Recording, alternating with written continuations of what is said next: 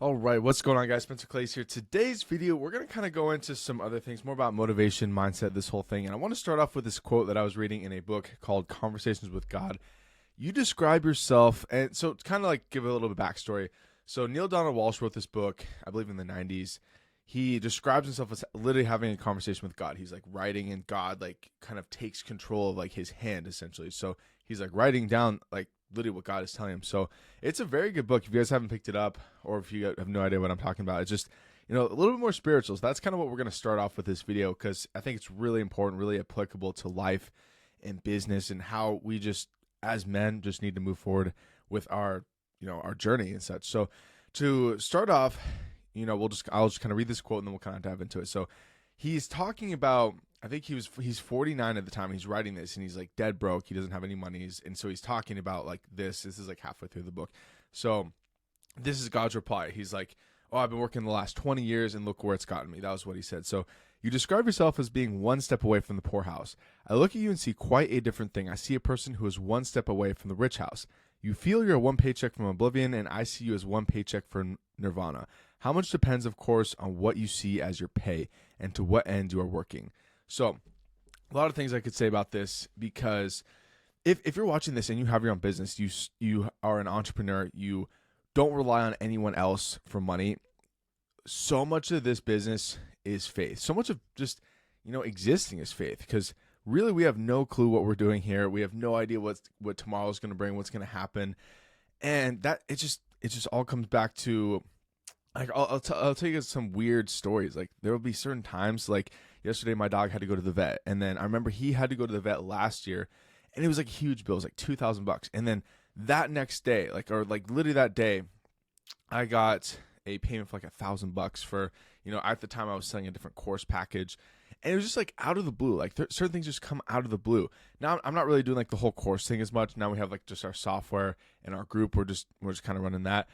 But the same thing with like jobs, with like roof cleaning, gutter cleaning, all that sort of things. When I need a job, like quote unquote need, it almost always just happens. Like things just happen. It's the weirdest. Like things just kind of fall in your lap. And if you have your own business, you kind of know what I'm talking about. Like things will just happen if you just allow it to.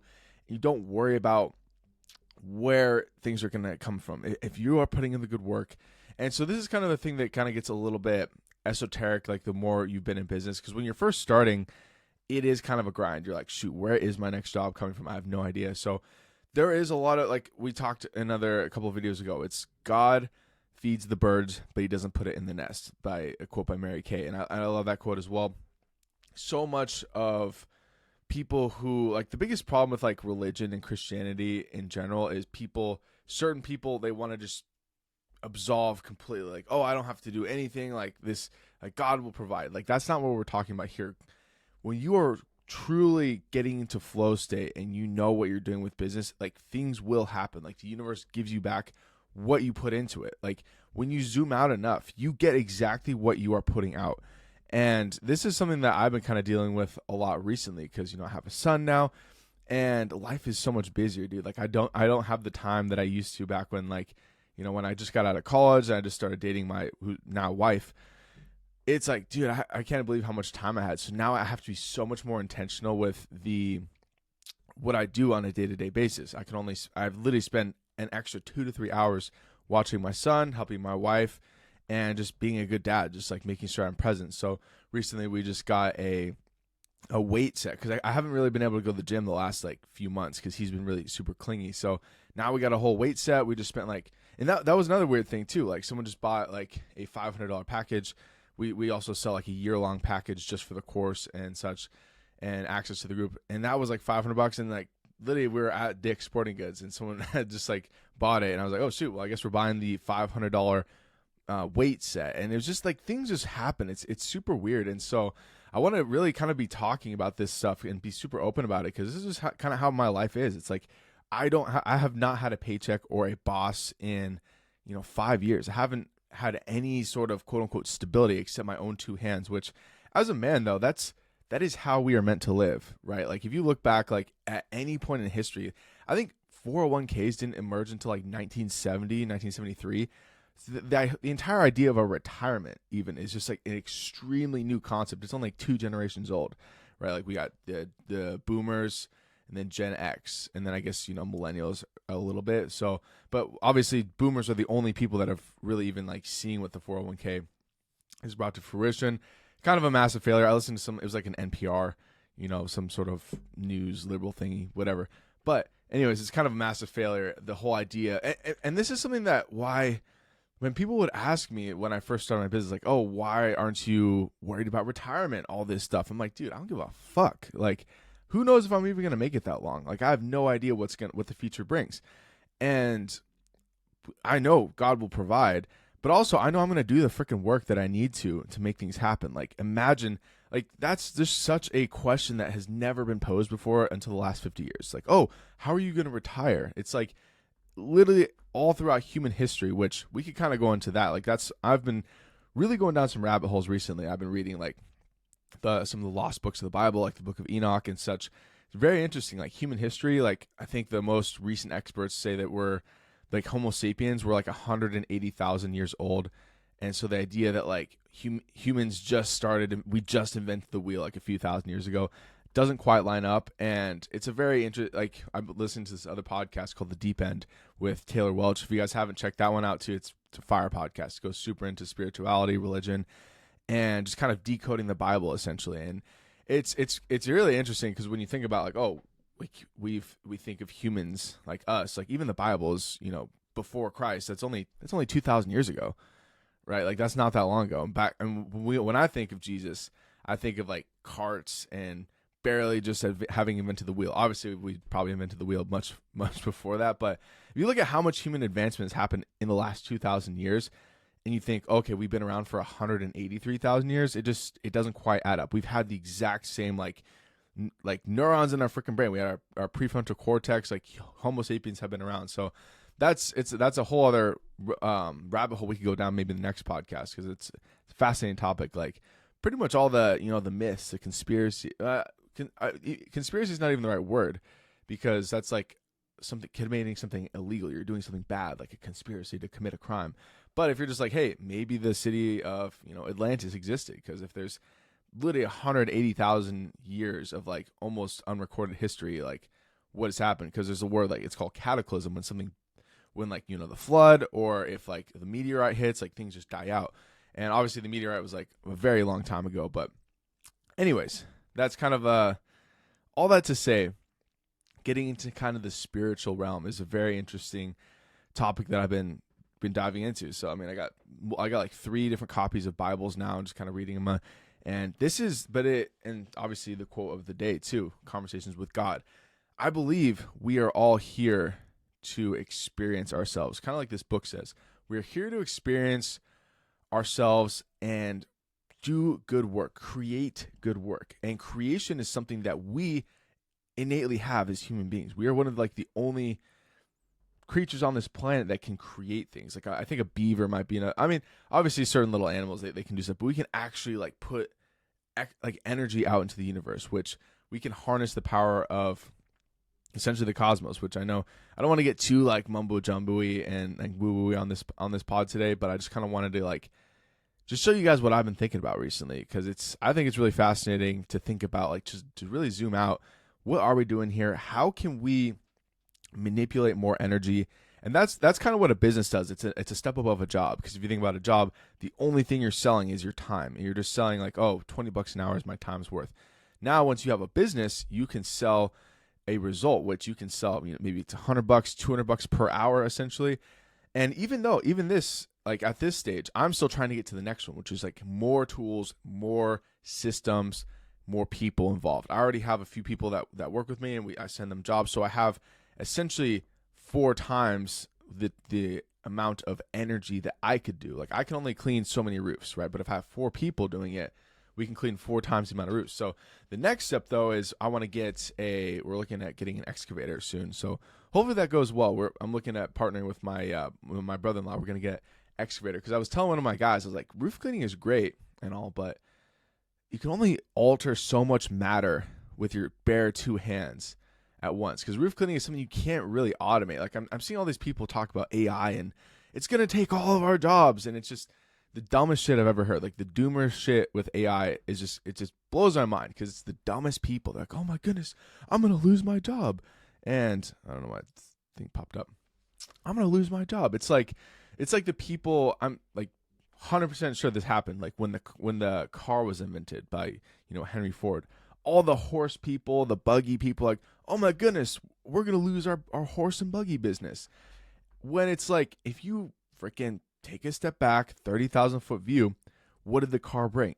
We need roads, we need tires, we need fuel, we need glass, we need machinery, it literally spawned infinite amounts more work, more businesses, because any problem that you can solve, any solution that you bring only brings more problems, right? Like that is just a fact of the universe.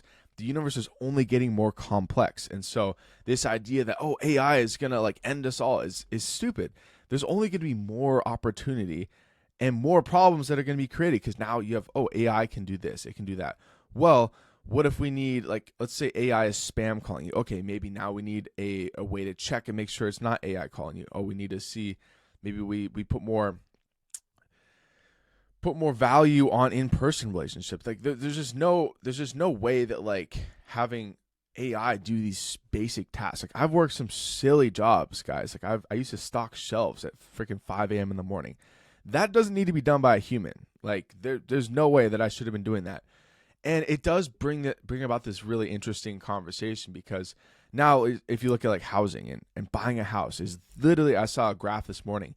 It is the most unaffordable it's ever been, like in all of history, which is a fucking insane fact. And it sucks, obviously, being I guess technically millennial or Gen Z or whatever.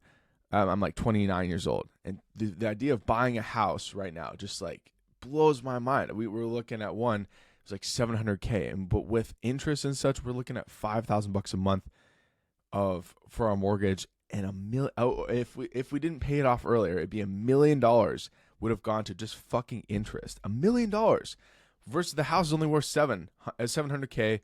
We'd be paying $1 million of just interest if we use this system. And so it's just completely broken. And I think that stuff is all, it sucks, it's stupid, but at the same time, when there's an issue, like just fucking go around it. So that's what we're doing right now. We just picked up 5 acres in the center of the state, middle of nowhere, but if you look at what our ancestors did, and especially in like Europe, they're like, okay, well, I can't own land. Like it's a feudal system. The landlords literally own tens of thousands of acres. The only way I can get out, I'm literally like a slave, and I also can't practice my own religion, blah, blah, blah.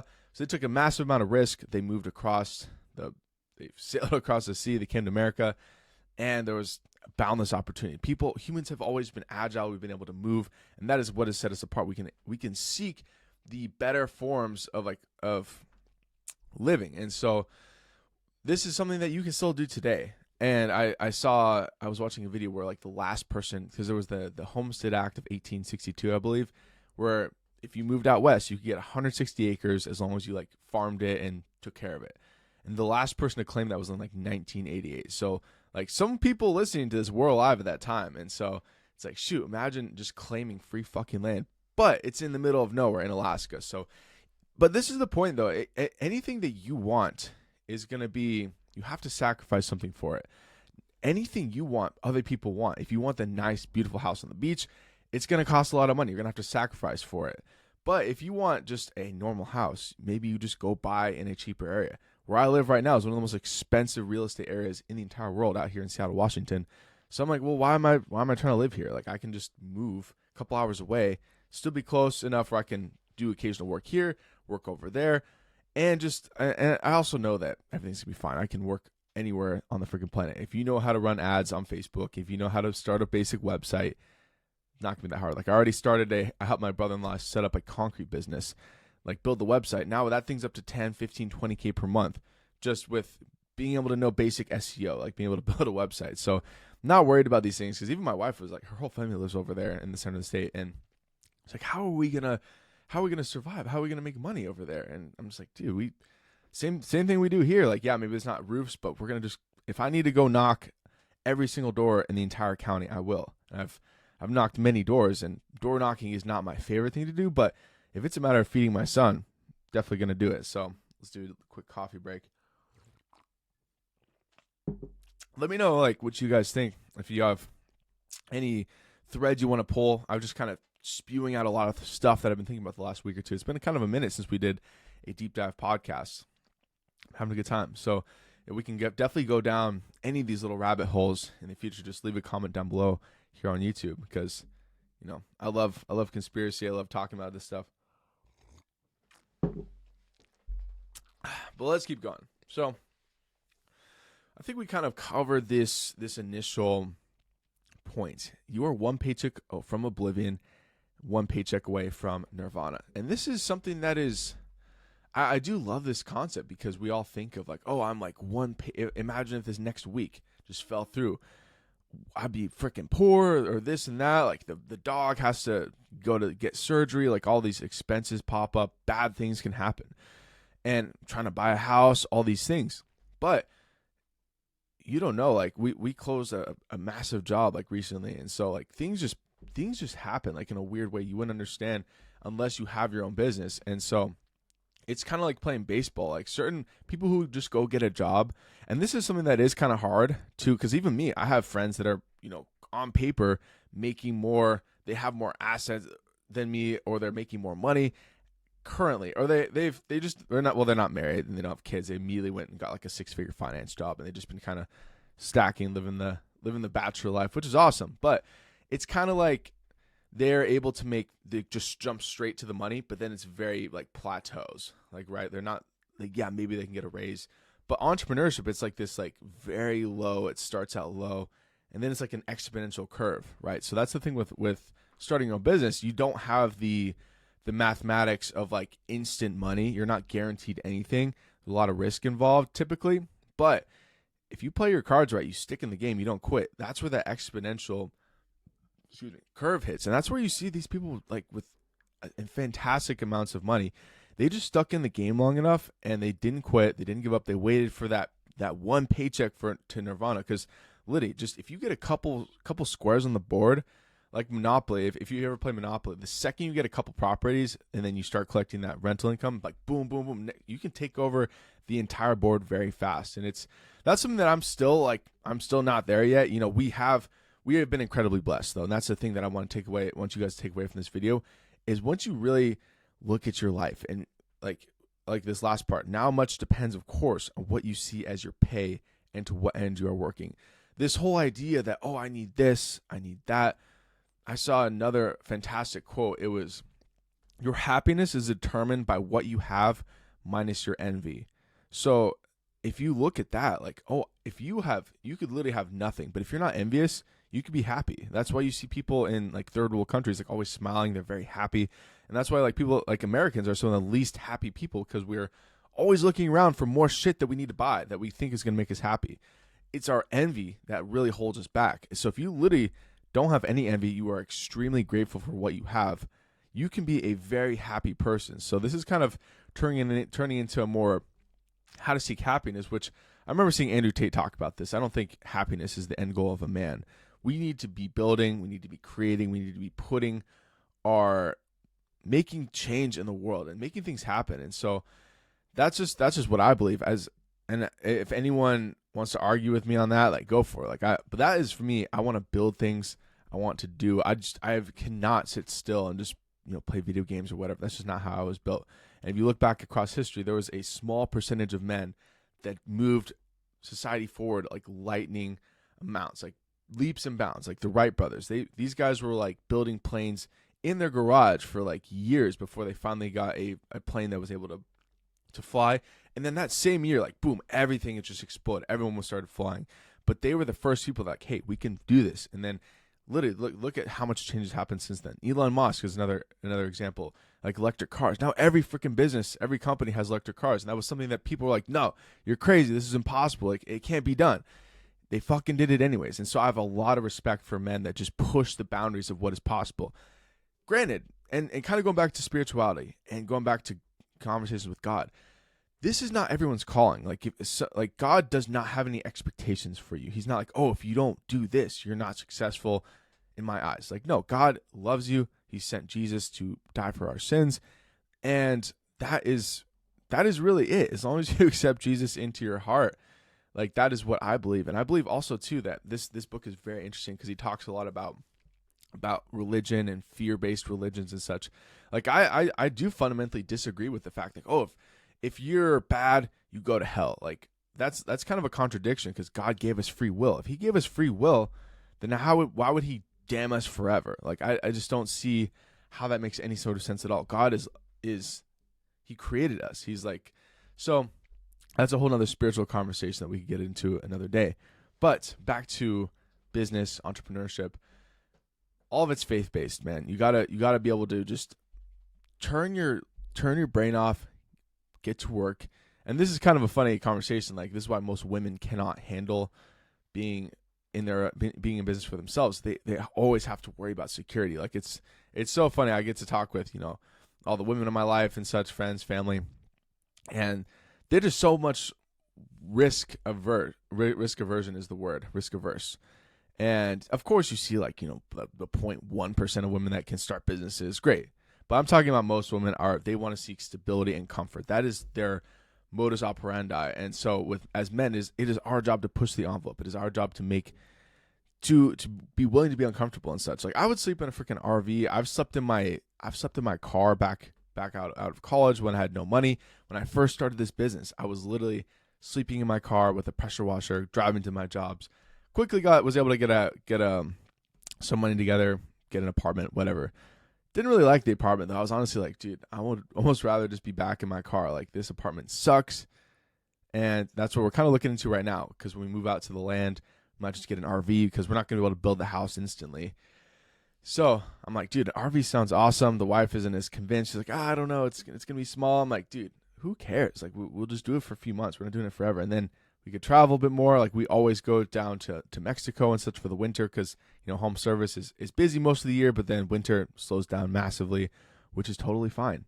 I'll get that question a lot too. What do you do? What do you do during the winter?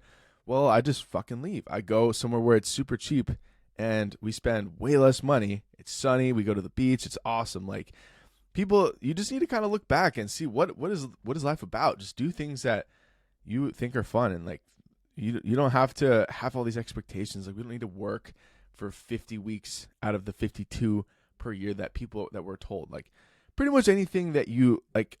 I told my wife this the other day. Like pretty much anything every person does, we shouldn't be doing. Like if you look at the majority rules, like all this stuff, most people have no idea what the fuck they're doing. Most people are broke, lazy, fat, stupid.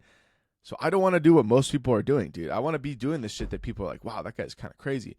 And the fact that I haven't even hit that yet, I'm like, shoot, I got a ways to go. I need more people to call me crazy, more haters, all this stuff. We need to actually make an impact in the world. If you look at it, like we mentioned, like people like the Wright brothers or Elon Musk, a couple examples, like the Wright brothers. There was two people that were like talking mad shit in like the newspapers. Like, oh, these guys are idiots. That's never going to fly. Their planes, man, can't fly. And then, boy, did those guys eat their fucking words. I think back in the day, though, they actually had a little bit of honor because they were like one of the main haters was like, oh, I apologize. You guys were right. But nowadays, it's just like people will just talk massive shit. They'll just anything that people like Elon Musk do. They're like, oh, this guy's a Nazi, fascist, blah, blah, blah. It's just, it's like this ridiculous tirade. Like people are, I don't even know what's going on. It's the weirdest thing I've ever seen. Because this is someone that I have a lot of respect for. And again, I'm not freaking. I don't care. I just like people that do great things, and so I think that can like, as long as you do great things as a man, kind of you could do some other stuff that's not as great. Like who cares? We're not here to talk about any person's life. We're just here to talk about us as men doing things that we think are cool. That's literally what this is all about. So, anyways, kind of moving on. Really like this quote. Gonna be posting more about. Let's see if I can pull up a picture. Do I have a picture of the land? Maybe I don't. I don't want to open my photos on here. I'm not quite sure how this works. Oh, here we do. We do have a photo of the land right here. Here's a picture of the land. We got some trees. We got a little bit of water. We got to worry about digging a well. This is expensive too, by the way. So that's another reason for the video. I'm like, oh, I need to make sure that I'm telling people like, because it's something that I've been having to deal with a lot recently. Like I can't work as much because I have my kid, but I've been able to be more efficient and put more systems. Like we got the CRM is able to like handle all the customer stuff. I can have my guys do all the other work, and that's been a huge blessing. It's allowed me to like focus more on this stuff. But kind of going back also to like the vet thing, like there's always shit that's going to be, you never know what's going to happen. So, but you got to pair that with faith, man. So I know that's kind of almost a contradiction. Like you got to like save up money, make sure you're making shit happen because a bad day is coming, you know, but also everything is going to be fine. So if I do not want this to be a message at all where you're like, oh shoot, I got to like really hit the pavement because I'm not going to be able to afford a house next year. And because I've been like on Rumble recently, I've been listening to some guys like Owen Benjamin, like super funny. And the Rumble ads, dude, the Rumble ads are freaking insane. Like those guys, it's like all AI. It's just garbage. Like, oh, I have bad news for Americans. If you don't buy this survival kit, then your family's going to die. It's just like all this super gay marketing that people are like, oh, if you don't do this, then you're going to die. And it's just, I don't know. I hate it when people do that because marketing should be about spreading more awareness, spreading more light, love, all this stuff. And I hate the fear-based stuff because there's really only two sides of the coin. There's fear and there's love.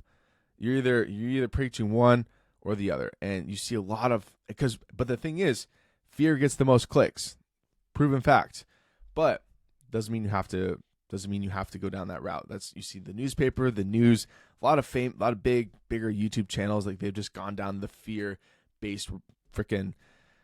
I don't like seeing it. You know, guys like Graham Stephan with like, oh, the housing market's crashing. It's like, dude, he's made that video fucking 500 times. Like, every time I open YouTube, I see it. It's like, oh my goodness, like the housing market's It's like, dude, who gives a fuck? Like, yeah, bad things are gonna happen, but also the world is beautiful. Everything's going to be fine. Like, find me a single period in history that didn't have shit going on, people fighting, all this stuff, which we could go, maybe we'll talk about that next time, about war and such and fighting and how stupid it all is. All that stuff is dumb, man. Like Tesla, I read Nikola Tesla's autobiography. Time for a coffee break. And he was talking about like some of the reason why he invented some of these things. Like he wanted free energy for everybody. He wanted to be able to harness energy from essentially the stratosphere. And he's like, if we get rid of the need for electricity for everyone, we're not going to have any wars. If we go for the point of the issue with most war is like, it's a resource issue. But if we can get people energy, get people water, it's going to eliminate the need for all wars. And so I really love that mentality because wars are freaking stupid, man. It's all this political garbage. And I know sometimes too, I can come across very like right-wing conservative guy, like, oh, liberals are dumb, but like, that's kind of just the Twitter persona. Really, we need to be focusing on being, if you look at right wing versus left wing, what the first thing that I think of is an angel is like having two wings. You need both wings to be freaking doing their thing if you want to fly. And so the powers that be have really done a fantastic job about getting us very divided. So we're not able to fly. We're not able to literally ascend to a higher level of consciousness, which sounds weird, I know, but if you go back to if you start reading that book, I think the quote, if you start reading this book, he literally calls it like ultimate consciousness. It's kind of what God would be. If God is all that is, it's consciousness. So anyways, the way that they've played us against each other is quite brilliant. So if you're watching this, you're more on the left side. If you're watching this, you're more on the right side. Just take a deep breath, realize that we are all here on this planet together. We can all make this work. And that is kind of a good way to end this podcast. So, like I said, if you guys want to go down any of those rabbit holes, let me know in the comments down below. I'm just like planning out the next things I want to do in the land. I think today we're going to go cut some wood. I have a customer. They have he and all their neighbors got like 15 acres, bunch of dead trees. So kind of scored a jackpot with some lumber. So I'm going to go cut up a bunch of lumber. Maybe build a fucking shed. Who knows? Excited. Lots of good things to happen. But obviously, if you guys are not inside my group, you don't have the CRM, you don't have a website for your business, all that stuff is down below. We will get you set up if you want to start making a lot of money with your home service business so then you can build your own house, buy your own land, fuck off to a warmer country in the winter and just live life as meant to be lived. Yeah, live life as it's meant to be lived. Man, I did not drink enough coffee prior to this podcast, but who gives a shoe? We're out here. See you guys in the next video. Much love. Peace. Thanks for tuning in to the Spencer Clay Show. That's all for now. See you in the next episode. Peace.